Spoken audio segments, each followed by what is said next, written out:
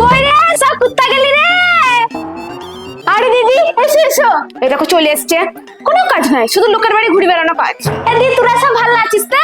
হ্যাঁ হ্যাঁ আমরা ভালো আছি, তুই ভালো আছিস তো? হ্যাঁ ওই চলে গেছি। দেখো মামা কে এসছে। হ্যাঁ হ্যাঁ আমি দেখতে পেয়েছি। যাও একটু জল মিষ্টি নিয়ে এসো যাও। এই যা, মিষ্টি তো বাড়িতে নেই, তাহলে একটু জল নিয়ে এসো। শুধু জল খাবেন পিসি?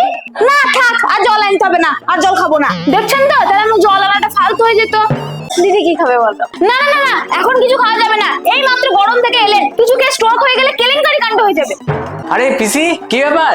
শুধু ব্যাপার থাকলে আসতে পাবো, তাছাড়া আসতে পাবো না। আরে না না, আমি তো শুধু জিজ্ঞাসা করছি। না না তোর বইয়ের মতো তোর অসুবিধা থাকলে বল, আমি চলে যাচ্ছি।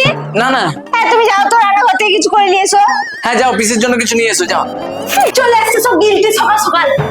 এখন এক মাস আমার হাড় মাস সব জলেই খাবে। এত বললাম তো লজ্জা নাই, কান কাটা সব।